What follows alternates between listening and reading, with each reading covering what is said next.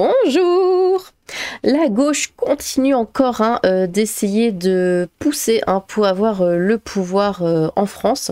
Ils refusent toujours d'admettre qu'ils sont minoritaires, surtout les insoumis, qui portent très mal leur nom d'ailleurs. En parlant de LFI, ils se font jeter de toutes parts. Écoutez, on va voir ça plus en détail. Commençons ici avec Marine Le Pen qui dit l'extrême gauche minoritaire en voix et en siège exige, parce qu'ils exigent, ils ne demandent pas, ils exigent d'exercer le pouvoir et d'imposer son programme alors qu'elle n'en a pas la légitimité électorale. Après avoir fait élire les députés du NFP, Emmanuel Macron porte une lourde responsabilité dans ses appels inacceptables à l'insurrection, ce climat de menace et d'intimidation. Donc, répondait à Adrien Quatennens qui disait « Alerte! Macron veut nous voler la victoire! Quelle victoire ?» Et manœuvre pour faire barrage à l'application du programme du Nouveau Front Populaire. Le seul souverain que la République connaisse, le peuple, doit le faire céder. Pourquoi pas une grande marche populaire en direction de Matignon. Bon, qu'est-ce que je voulais dire ? Oui, la gauche actuellement parle de démocratie. Alors moi ça me fait très rire, parce que tant que c'est la droite qui gagne, la démocratie, ils en ont strictement rien à péter, mais dès qu'ils arrivent à faire une toute petite percée, là tout de suite, oui mais c'est la démocratie qui a parlé, blablabla. Non, c'est pas des magouilles qui fait la démocratie. Écoutez, de toute façon, pour l'instant, la gauche, moi, ça me fait penser à ça. C'est très bien illustré, vous reconnaissez bien sûr ce même, voilà.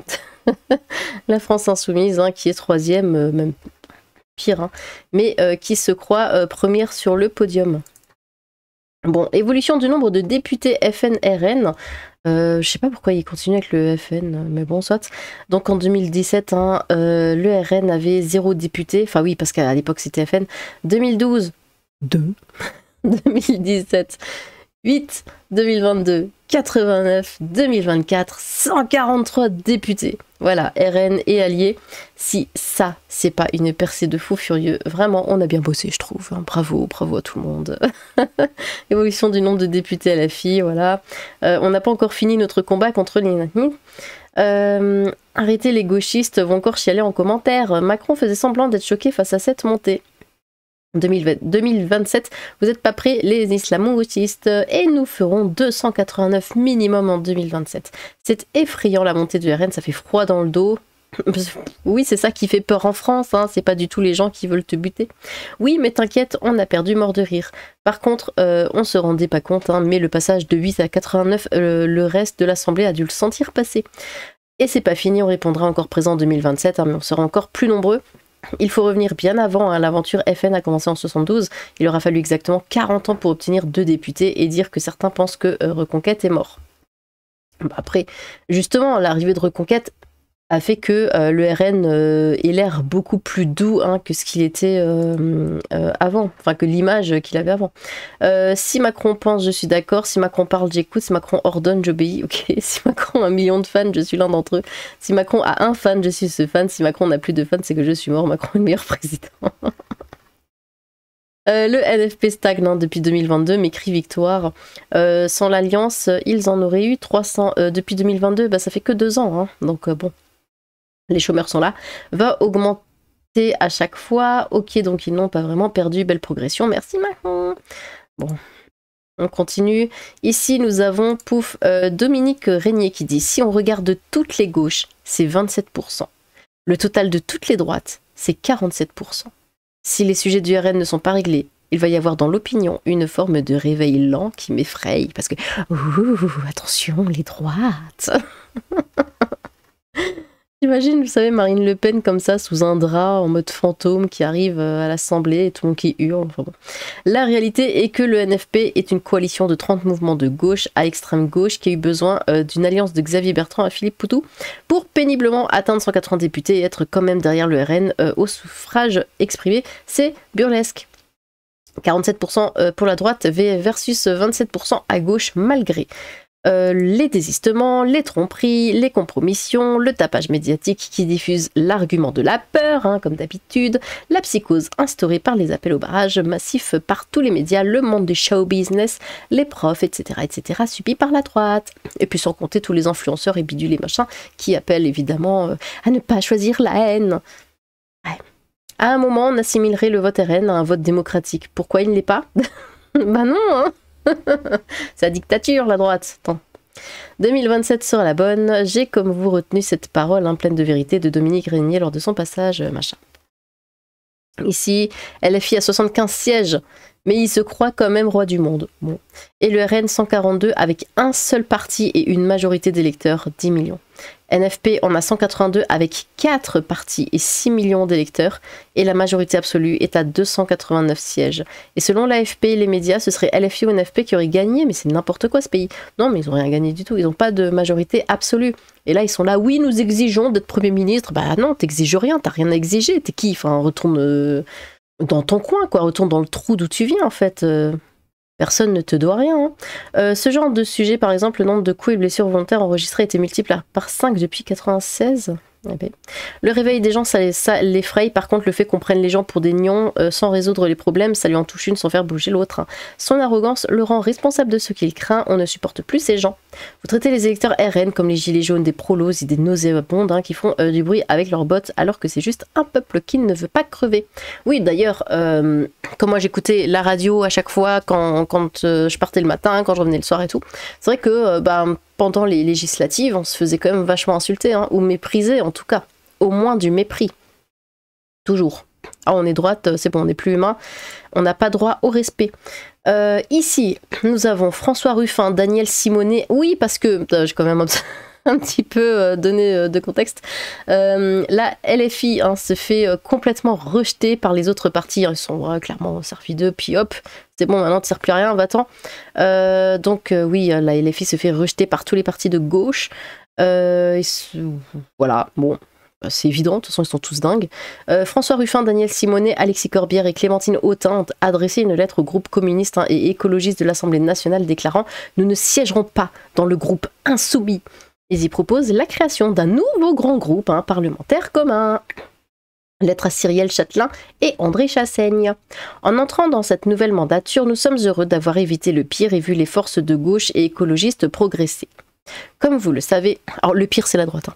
Comme vous le savez, la rupture entre nous et la France insoumise est consommée, nous ne siégerons pas dans le groupe insoumis. Profondément attaché à la dynamique unitaire et au NFP riche de sa diversité, ils ont osé. Il y a la photo NFP, c'est que des blancs.